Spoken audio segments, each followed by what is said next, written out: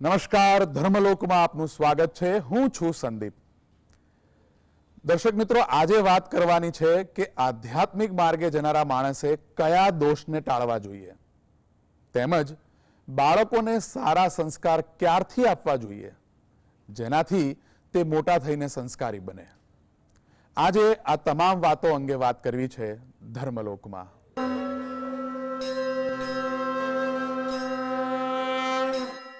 આ અંગે જ વધુ માહિતી માટે આપણી સાથે જોડાઈ ગયા છે કુમકુમ સ્વામિનારાયણ મંદિર મણિનગરથી સાધુ પ્રેમવત્સલદાસજી. જય સ્વામિનારાયણ સ્વામીજી. જય સ્વામિનારાયણ. સ્વામીજી, સ્વાગત છે આપનું ધર્મલોકમાં. સ્વામીજી, મારે પહેલો પ્રશ્ન એ લેવો છે કે જો આપણે આધ્યાત્મિક માર્ગમાં આગળ વધવા માંગતા હોઈએ તો આધ્યાત્મિક માર્ગે આગળ જનાર માણસે કયા દોષને ટાળવો જોઈએ? તમે સરસ પ્રશ્ન કર્યો કે આધ્યાત્મિક માર્ગે આગળ જનાર માણસે કયા દોષને ટાળવો જોઈએ. જો માણસ દોષને ન ટાળે તો તે આધ્યાત્મિક માર્ગે આગળ વધી શકતો નથી. તેથી આપણે દોષો ટાળવા માટે તો અવશ્ય પ્રયત્ન કરવો જોઈએ અને પ્રયત્નશીલ બનવું પણ જોઈએ. શ્રી કૃષ્ણ ભગવાને ગીતામાં 4 પ્રકારના ભક્ત કહ્યા છે. તેમાં જ્ઞાનીને અધિક કહ્યો છે. કારણ કે જ્ઞાની છે તે બ્રહ્મ સ્વરૂપે વર્તે છે, માટે ને ભગવાનના સ્વરૂપ વિના બીજા મનમાં કોઈ ઈચ્છા રહેતી નથી. અને બીજા જે 3 પ્રકારના ભક્ત છે તેને ભગવાનનો નિશ્ચય તો છે, તોય પણ પોતાને વિશે દેહાત્મ બુદ્ધિ વર્તે છે. તે માટે એને ભગવાન વિના બીજી કામના રહી જાય છે. તે માટે જ્ઞાનીને બરોબર થતા નથી. તે સારું ભગવાનના ભક્તને ભગવાન વિના બીજી કોઈ જાતની કામના રહે ને એ મોટી ખોટ છે. તેથી જેને આધ્યાત્મિક માર્ગે આગળ વધવું હોય તેને કોઈ પ્રકારની કામના ન રાખવી જોઈએ. બીજી વાત કે જેને કોઈ જાતની વાસના ન હોય અને તીવ્ર વૈરાગ્યવાન હોય અને જો તે વૈરાગ્યની યોગે અહંકારી યુક્ત જો ભગવાનનો ભક્ત વર્તે ને તો પણ એને વિશે મોટી ખોટ છે. અથવા તો અત્યંત આત્મજ્ઞાનનું બળ હોય અથવા ભગવાનને વિશે દ્રઢ ભક્તિનું બળ હોય અને તેના માનને યોગે કરીને જો ગરીબ હરિભક્તને નમાય નહીં અથવા તેની આગળ દિન વચન બોલાય નહીં તો એ પણ એને વિશે મોટી ખોટ છે. એ ખોટીએ કરીને એ હરિભક્તોનો અંગ વૃદ્ધિ ન પામે. તે દ્રષ્ટાંત આપે છે જેમ સલાટ કૂવો ખોદતો હોય અને હેઠે પાણો પોળો બોલે ને તો સલાટ એમ કહેશે પાણી ઘણું થશે. અને જો ઉપરથી રણકતો હોય ને માય કાપે ત્યારે અગ્નિ ઝરે તો સલાટ એમ કહે છે આ કૂવામાં પાણી થશે તો અડધા કોષનું કે પા કોષનું થશે પણ વધુ નહીં થાય. તેમ જ્ઞાન, વૈરાગ્ય અને ભક્તિ તેના માનમાં જે અટંટ રહેતો હોય તે તો મોટો તો કહેવાય, પણ જેવું અડધા કોષનું કે પા કોષનું પાણી થયું એવો મોટો થાય. પણ જેવા નિર્માની ભક્તમાં મોટા ગુણ આવે તેવા મોટા ગુણ એમાં ન આવે. માટે જેને ભગવાનને પ્રસન્ન કરવા હોય તેને જ્ઞાન, વૈરાગ્ય, ભક્તિ તથા બીજા કોઈ શ્રેષ્ઠ ગુણ હોય તેને અભિમાને કરીને અટંડ થવું નહીં. તો એ પુરુષના હૃદયને વિશે પ્રગટ પ્રમાણ એવા જે ભગવાન તે પ્રસન્ન થઈને નિવાસ કરીને રહે છે.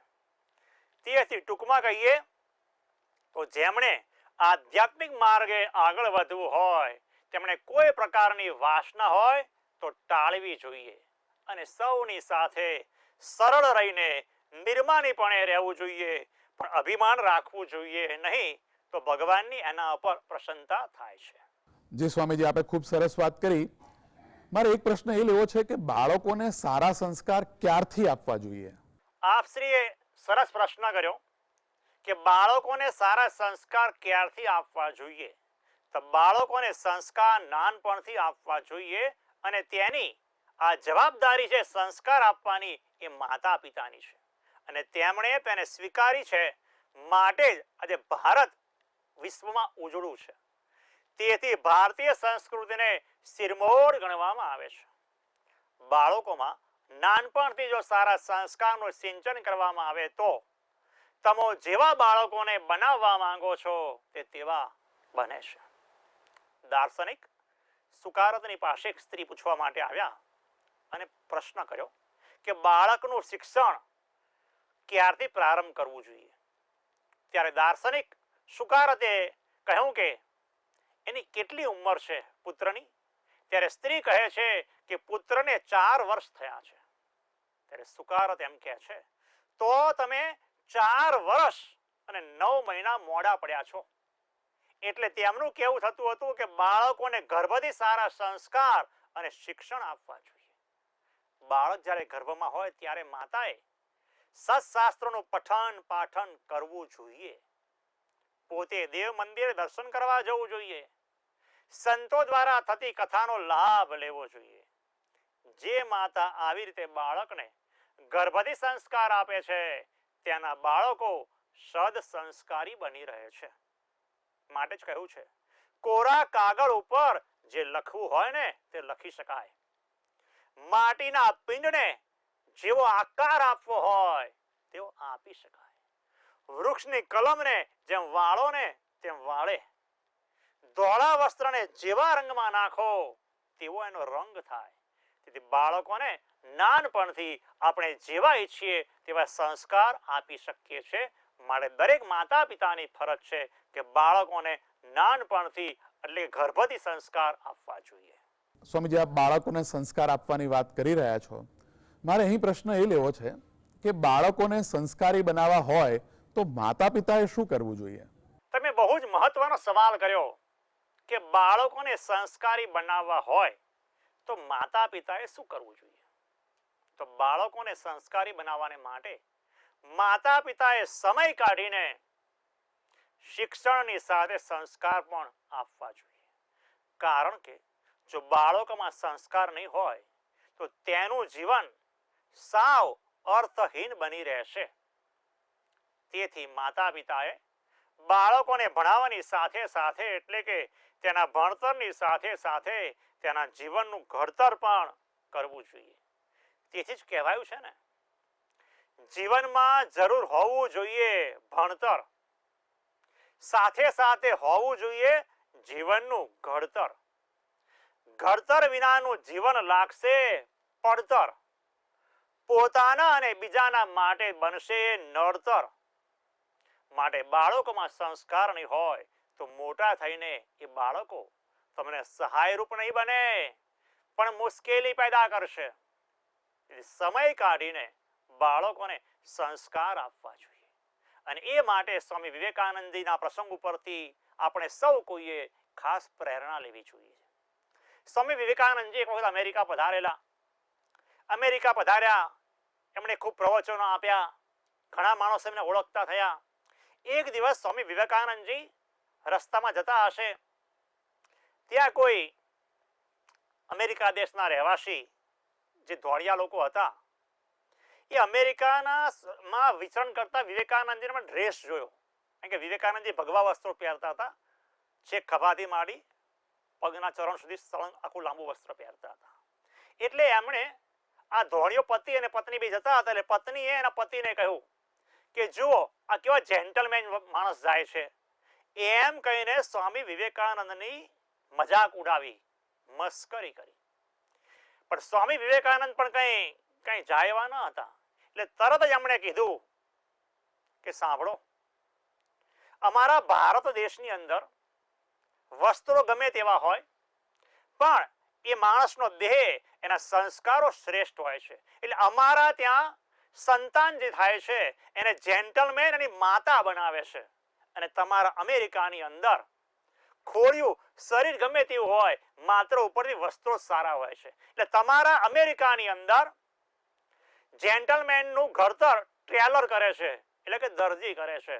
અને અમારી ભારતીય સંસ્કૃતિની વિશેષતા છે કે માણસને ઘડનાર એની માતા બને છે. માટે તમે મારી મસ્કરી કર્યા છો પણ હું જેન્ટલમેન, ખરા અર્થમાં જેન્ટલમેન જ છું. ટૂંકમાં મહત્વની એ વાત છે કે માતા પિતાએ બાળકોને સંસ્કાર આપવા જોઈએ.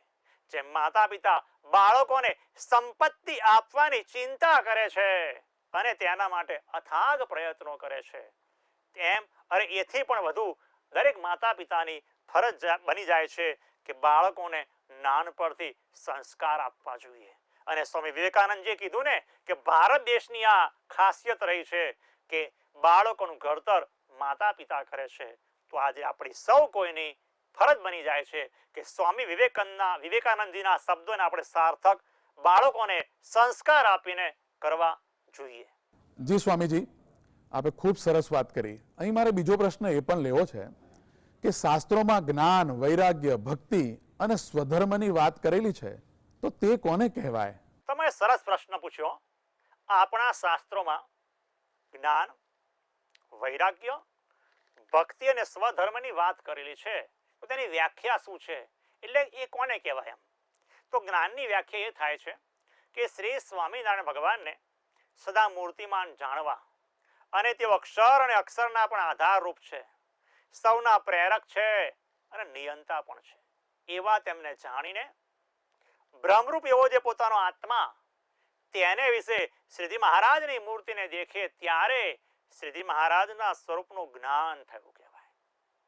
હવે વૈરાગ્યની વાત કરીએ તો ભગવાનની મૂર્તિ સિવાય બીજે ક્યાંય સાંસારિક વસ્તુમાં હેત કે પ્રીતિ ન રહે તેને વૈરાગ્ય કહેવાય છે. તો ભક્તિ કોને કહેવાય છે?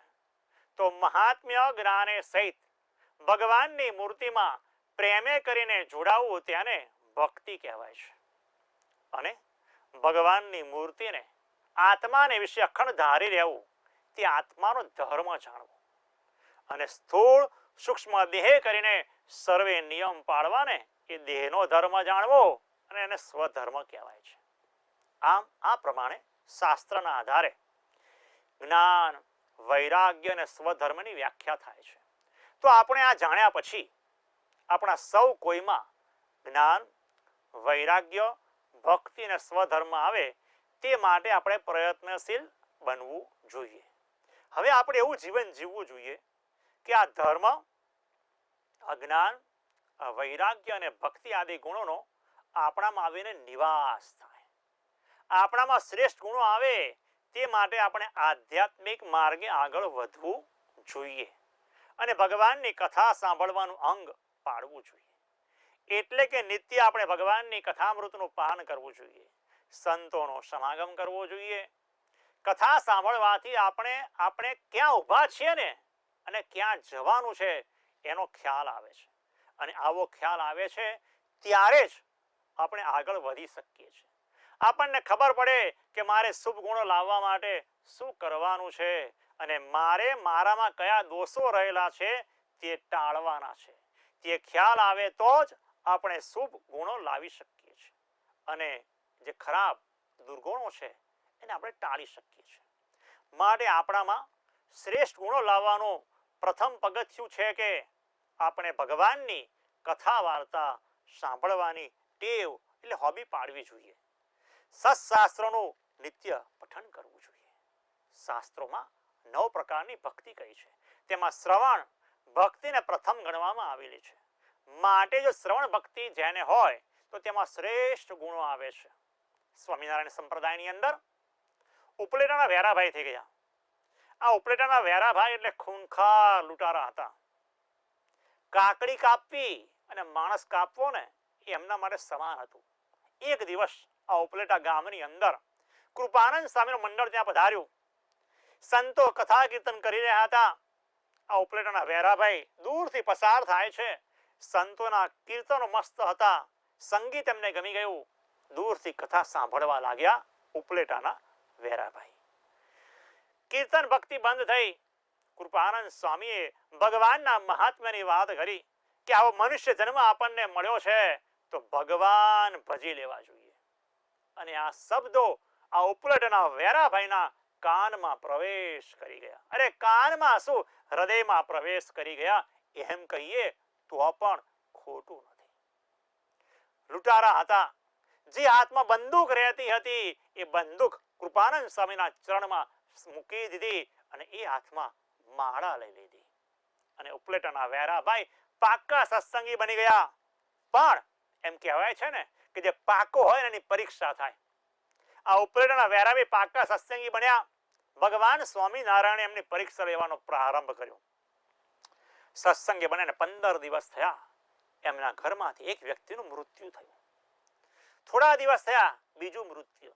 થોડા દિવસ થયા ત્રીજું મૃત્યુ. અરે 1 વર્ષની અંદર એમના ઘરના 22 જણાના મૃત્યુ થયા, એટલે કે ભગવાનના ધામમાં ગયા. છતાં પણ ઉપલેટાના વેરાભાઈ સત્સંગમાંથી પડ્યા નહીં, કારણ કે એમના જીવમાં સત્સંગ પેસી ગયો હતો. ત્યારે આ ઉપલેટાના વેરાભાઈનું આપણે જીવન જોઈએ ને ત્યારે તુલસીદાસજીની આપણને પેલી પંક્તિ યાદ આવી જાય છે.